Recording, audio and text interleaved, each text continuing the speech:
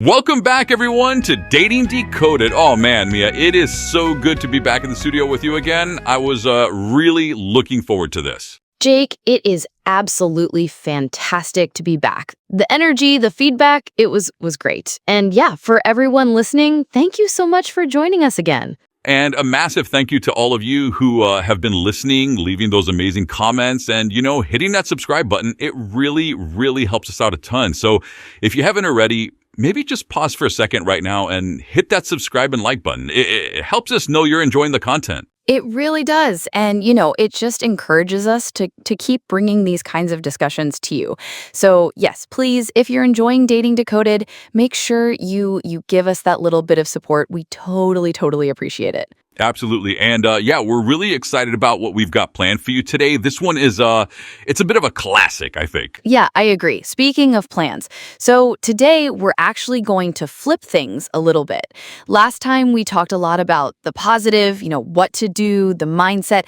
Today we're diving into something that I think is equally important, if not more, for a lot of people. Oh, I know what you're talking about. The flip side of the coin, right? We're going to talk about what not to do when you're trying to open a conversation, especially when you're looking to, foster a connection, maybe get a number, or just, start something meaningful. Exactly. Because sometimes, Jake, it's not about doing all the right things. It's about avoiding the things that actively sabotage your efforts, right? It's like taking the wrong turn instead of just stopping and asking for directions. Yeah, absolutely. And we've pulled some really interesting insights for this one, haven't we? From some folks who spent literally decades studying human interaction in the space. I mean, some of these ideas, they've been around for a while.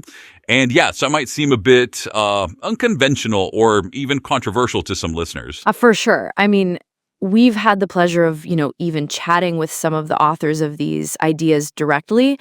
And what we found is, while the packaging might sometimes be a bit provocative, the core principles, man, they're just solid. They really are. They're incredibly practical, and they actually work. Yeah, they truly do. And that's why we wanted to bring them to you today, focusing on the don'ts, because, sometimes knowing what to avoid is half the battle. So, Mia, where should we even start with this list? There's some good ones.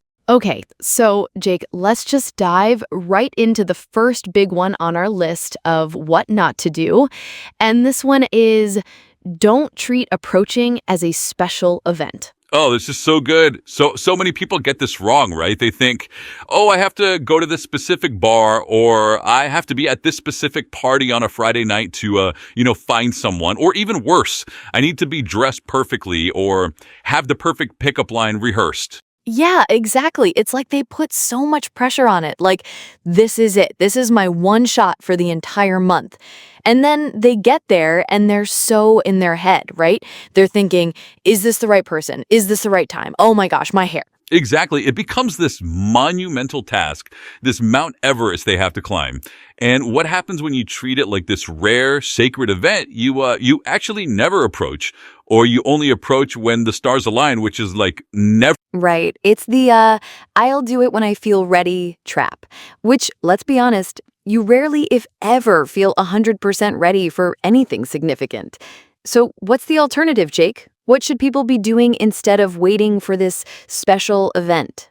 Well, this is where that concept of being always in the field comes in. And it sounds a bit, bit strategic, but what it really means is just making social interaction a natural part of your everyday life.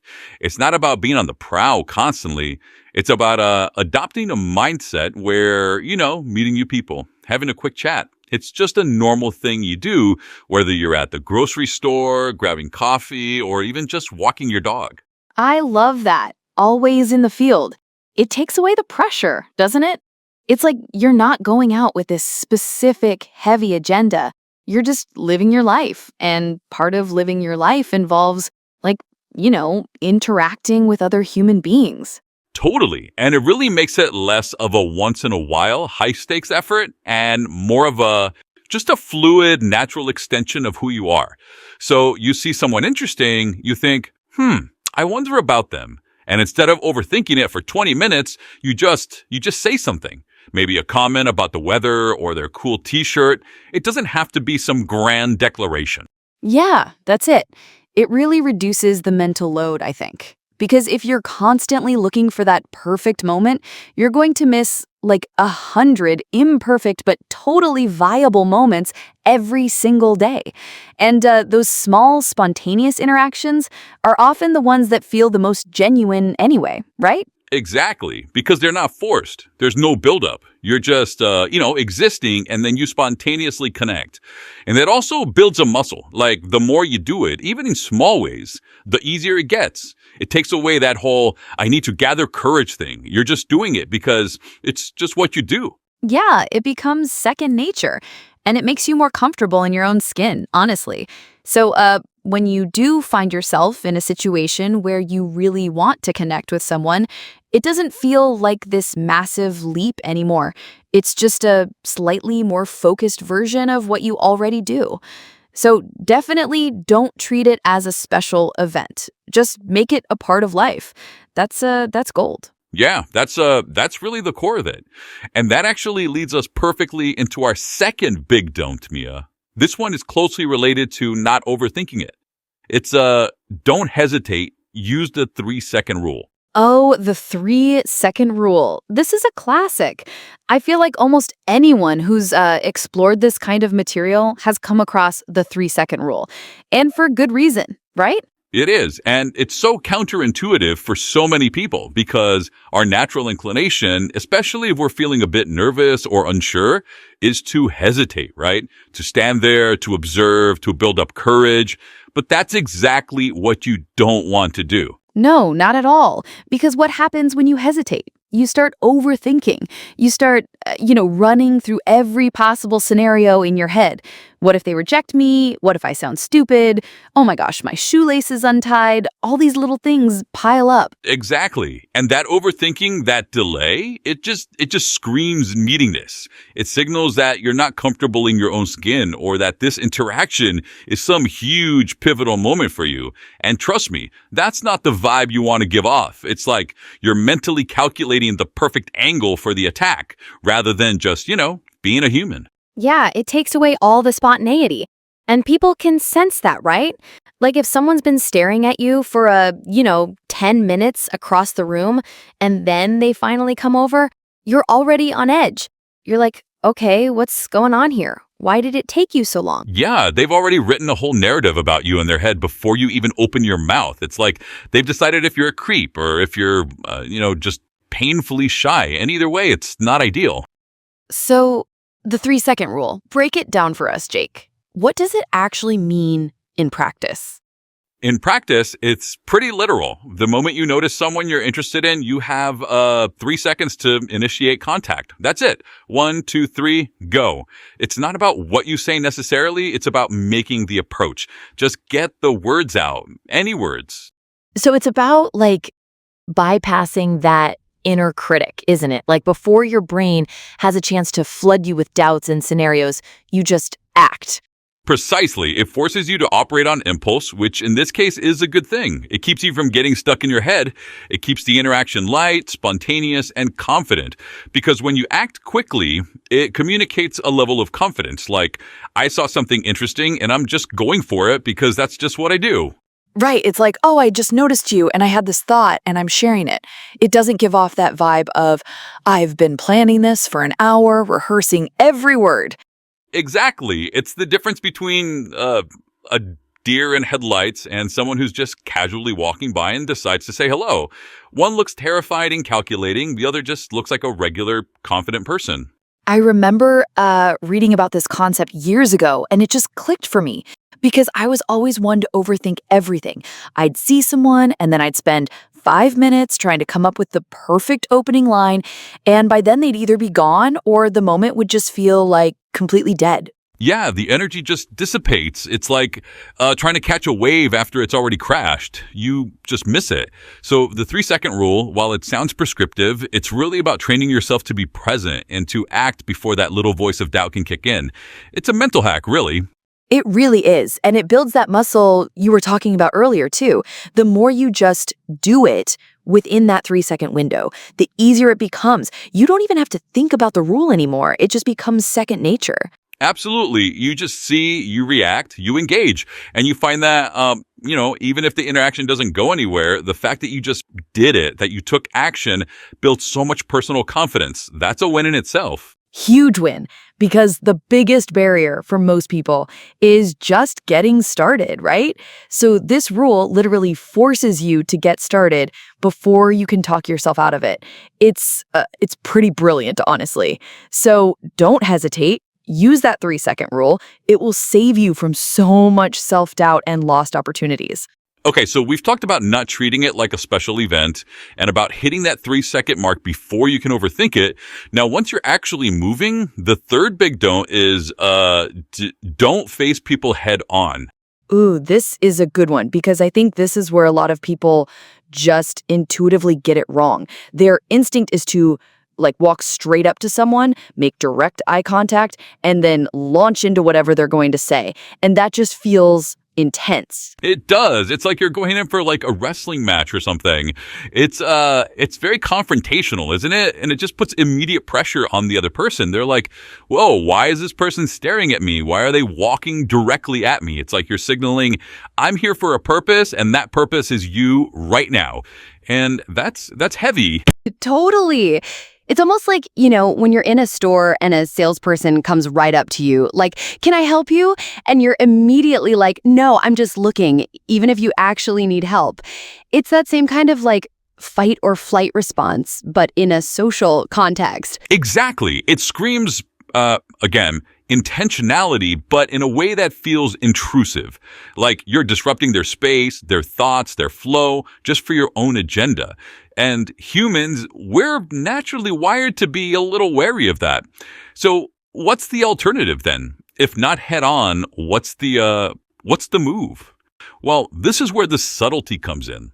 Instead of a direct approach, you want to be more casual, more indirect. Think about it like you're just passing by, or you're already engaged in something else and you just happen to notice them. The idea is to blur that intentionality.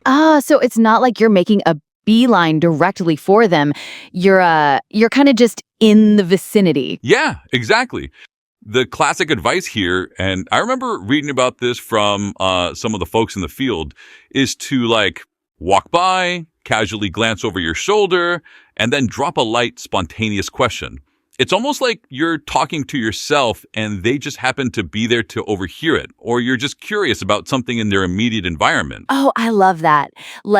Excuse me, I know this sounds silly, but do you know if that coffee shop usually has a line this long? Or, wow, that's an interesting book. Is it any good? It's not, hi, I'm Mia. What's your name? Right, because the second one, that's head on. That's, here I am, engage with me. The first ones, it's like, hey, I have a quick question or observation that happens to involve you, but it's not about you in an intense way. It just feels so much more natural. It's like we just happen to be in the same space and I had a thought. Yeah, and it gives them an easy out too, right? If they're not receptive, they can just be like, oh, I don't know, and you can just keep walking and it's not awkward. Versus if you walk straight up to them and they're not interested, you're both kind of stuck there in this really uncomfortable moment. Absolutely. It lowers the stakes for both of you. It's like you're not putting them on the spot and you're not putting yourself on the spot either. It's just a light, spontaneous interaction that may or may not go anywhere. And that lack of pressure is incredibly attractive, honestly. It shows you're confident enough not to need something from them. And it goes back to that idea of what we were talking about earlier about social proof and being part of the environment. You're not just laser focused on one target. You're just, engaging with the world around you, and they happen to be part of that world. Exactly. It's like, I'm just living my life. And hey, you're here too. What do you think about this thing? It's so much more invitational than demanding, if that makes sense. Oh, it totally makes sense. I've seen this in action so many times, and it's just night and day. The people who get it, who understand that casual, indirect approach, they just seem to have so much more success, and the interactions just feel so much more organic. They really do.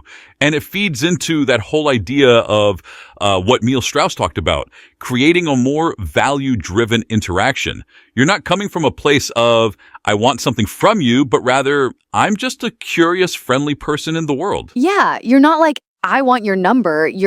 I want to share a moment of connection about this unusual building. It's very different. Precisely. So ditch the direct approach.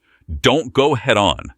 Be more like a friendly current that just happens to drift by rather than a full-on wave crashing on the shore. I like that analogy. No crashing waves, just a gentle drift. So to recap this one, no direct head-on confrontation, no strong staring eye contact from across the room. Instead, go for that casual, indirect approach. A glance over the shoulder, a spontaneous question as you're just passing by. It just feels so much more inviting. Okay, so moving right along from not facing people head on, our fourth big don't for today, and this is a classic one, it's don't use typical pickup line. Oh, thank goodness we're getting to this one.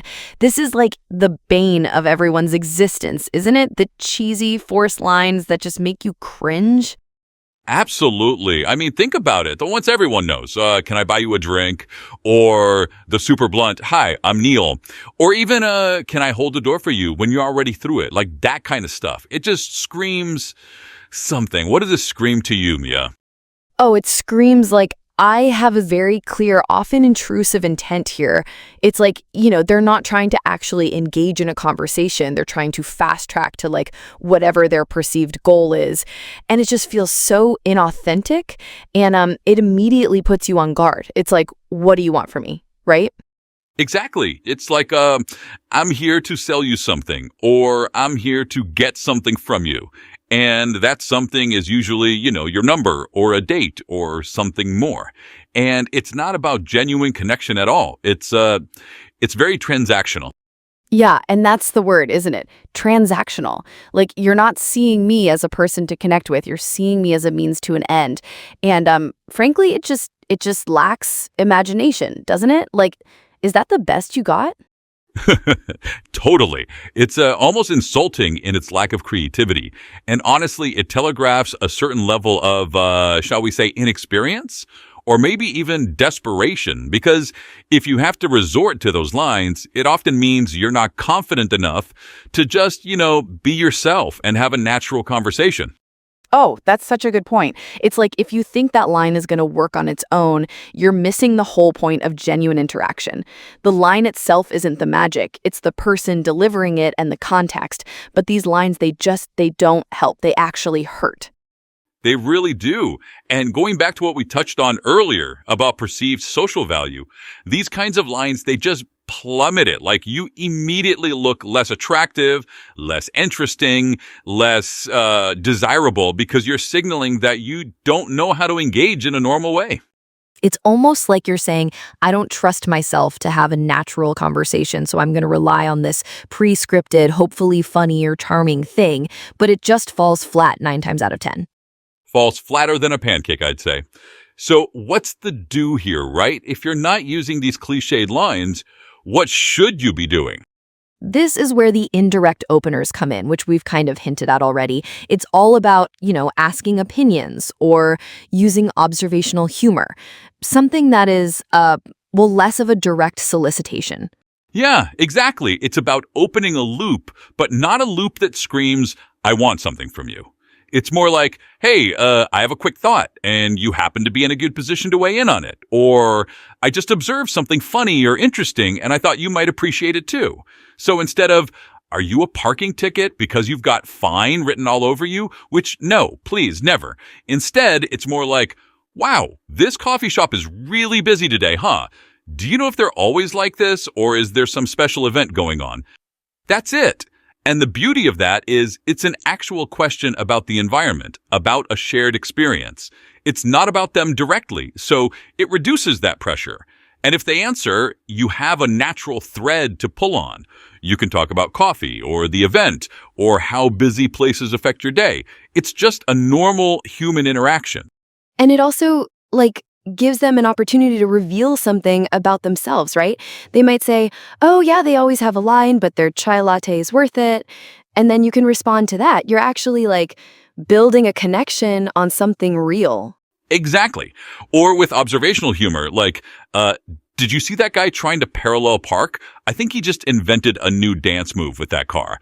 Something that's just a light, shared moment. And if they laugh, boom, connection made. If they don't, hey, you just made an observation. No big deal. You can move on. And it feels so much more, organic. It feels like you're not trying to trick them or manipulate them. You're just being a normal person in the world who's observant and maybe a little bit funny or curious. Precisely. It's about being genuinely curious rather than having a hidden agenda. And that comes across so much more attractively.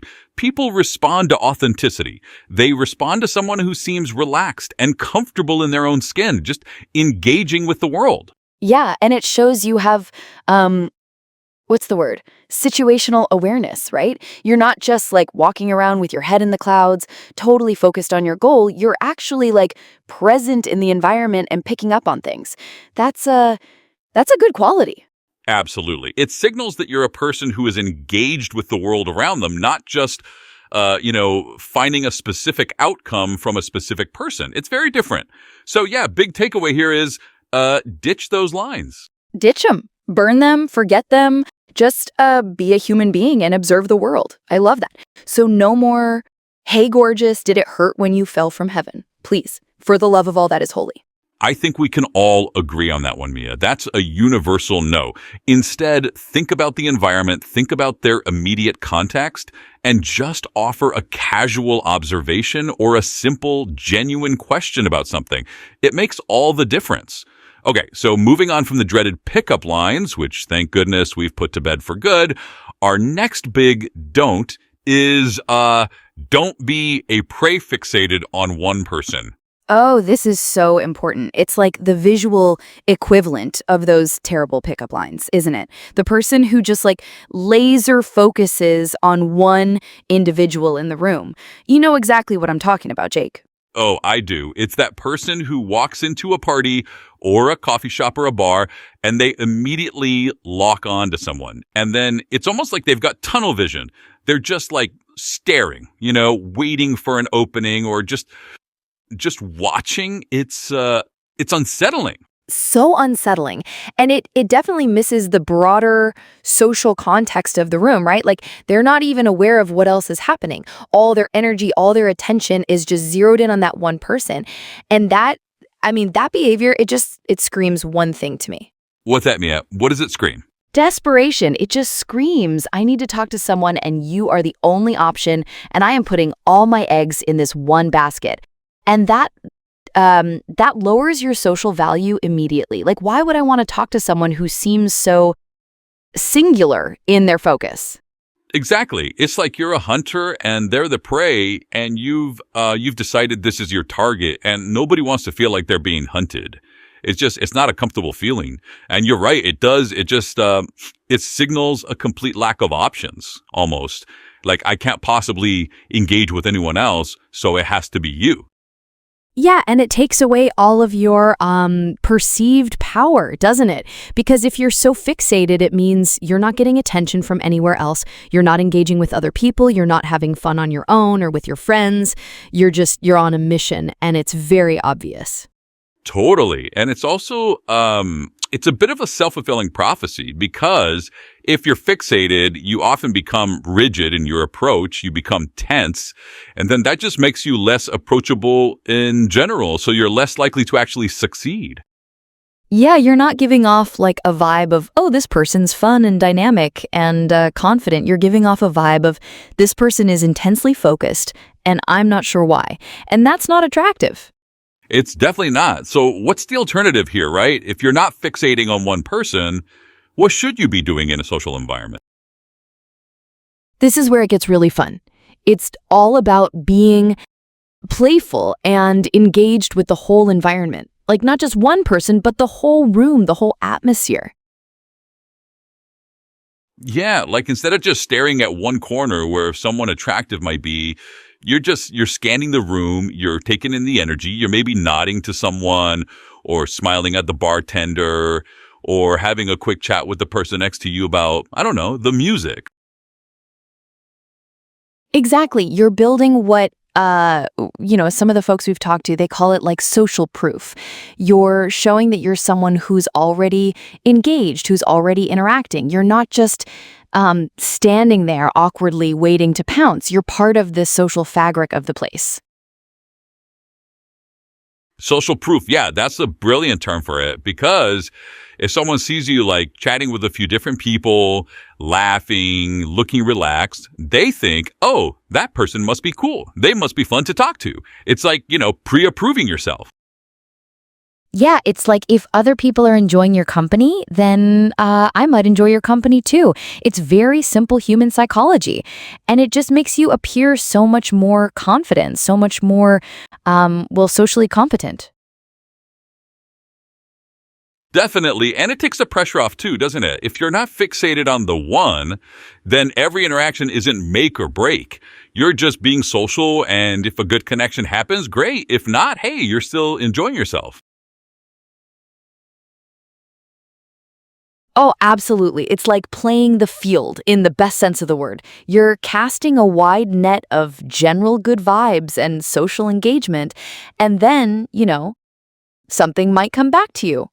It's much less stressful than putting all your hopes on one person. It really is. And it makes the whole process more organic. You're not forcing anything.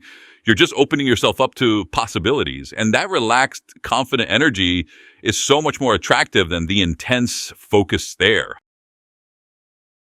Yeah, so next time you're out, instead of looking for that one person, just absorb the whole environment. Be playful, smile, joke with people you don't even know, just briefly.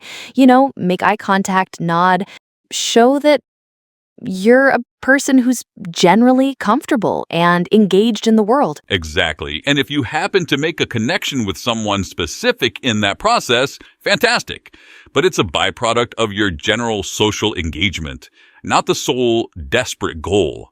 And that changes everything. It really does. It's like the difference between being a good host at your own party versus, just standing in the corner waiting for someone to come talk to you. You're creating the vibe. You're not just waiting for it. That's a perfect analogy, Mia. You're setting the tone. So yeah, avoid that prey fixation. Engage with the whole environment. It's a game changer for sure. Jake, we've talked a lot about what not to do, which is super important, right? But I think it's also crucial to swing it around and talk about the mindset behind what we should be doing. Like, what are those positive tips, that positive context that makes all these don'ts make sense? Oh, absolutely, Mia. It's like you can't just know what not to do without understanding the spirit of what you're trying to achieve. It's about shifting your perspective entirely. Yeah, exactly. And the first one, which I think is just fundamental, is this whole idea of being always ready, being groomed, and honestly seeing approaching as fun. Like, it's not a chore, it's not a scary test. Yeah, I mean, groomed and ready isn't about being, perfectly made up for a photo shoot every second of the day. It's just about having basic self-care, right? Looking presentable, feeling good in your own skin. Because if you feel good, you project that. Totally. And it's not about trying to be someone you're not, but just, putting your best foot forward. Like, you never know when you're going to have that chance encounter.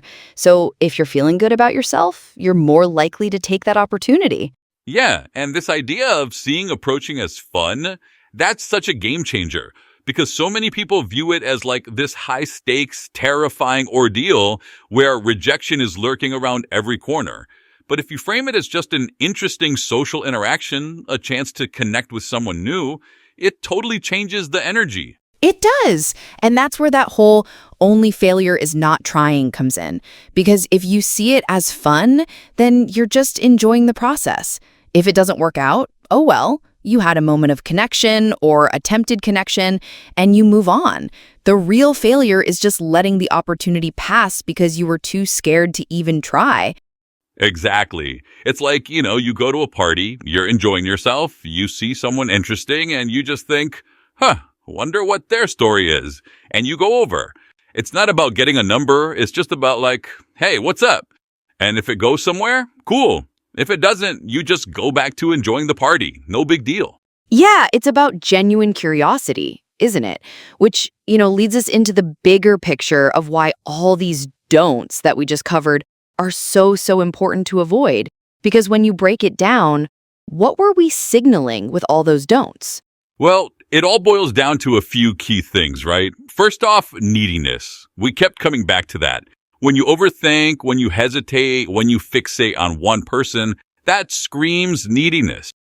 Yeah. And neediness, Jake, is, it's just the ultimate attraction killer. Like, nobody wants to feel like they're someone's last resort or that someone is so desperate for interaction. It's not attractive. It creates pressure. Completely. It puts the other person in an uncomfortable position, like they're somehow responsible for your emotional state, which is just no, thank you. And then there's the intrusiveness, right? Like facing someone head on, launching into direct eye contact, using those cheesy pickup lines. That's all very intrusive. You're just like invading their space, their bubble, their moment, without any kind of finesse or subtlety. Yeah, it's like you're bursting in uninvited. It's not smooth, it's not natural, and it definitely doesn't feel like fun for the person on the receiving end. It feels like you're pushing. Right. And then I think the big one that underpins all of this, for me, is the low social value. When you do all these don'ts, you're signaling, hey, I don't have a lot going on, or I'm not comfortable in social situations. Yeah, it's like if you're fixated, if you're using canned lines, if you're hesitating, you're not showing that you're a person of value, a person who's confident and comfortable and already has a good social life. You're signaling the opposite. Precisely, and that just undermines attraction at its core. Because attraction often is about perceived value. It's about seeing someone who's confident, who's got options, who's enjoying their life, who's not desperate. Yeah, so all these don'ts, really, they're just different manifestations of those three core issues: neediness, intrusiveness, and low social value. If you can avoid those, you're halfway there, honestly. More than halfway, I'd say. Because then you're just being a normal, confident, curious human being. And that right there is what makes people want to engage with you. It truly is. It's simple, but it's so powerful.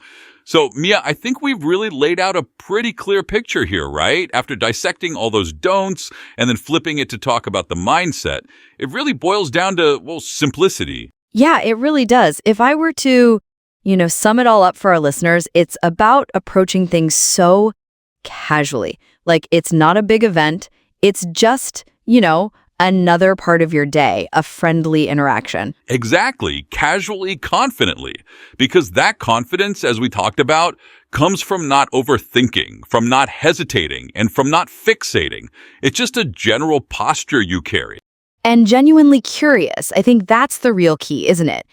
It's not about what you can get from the interaction. It's about what you can experience or learn or share. 100%. It completely shifts the dynamic from a take mentality to a give or share mentality. And when you come from that place of genuine curiosity, you naturally avoid all those pitfalls we discussed. Right. Like you automatically bypass those forced openings because you're not going in with some preset line. You bypass the hesitation because you're just curious, not trying to perform. And you definitely avoid staring because you're engaged with the environment, not fixated on a target. Yeah, it's like it takes all the pressure off, doesn't it? For both you and the person you're approaching. It's no longer this high-stakes game. It's just two human beings potentially connecting. And that's what Neil Strauss and others really drive home, isn't it? The whole goal here is seamless, value-rich interactions. It's not about, walking in, doing your thing and walking out with a number like it's some sort of transaction. No. It's about building genuine social value, making a real connection, even if it's just for a few seconds. It's not about transactional maneuvers. Those just feel slimy anyway.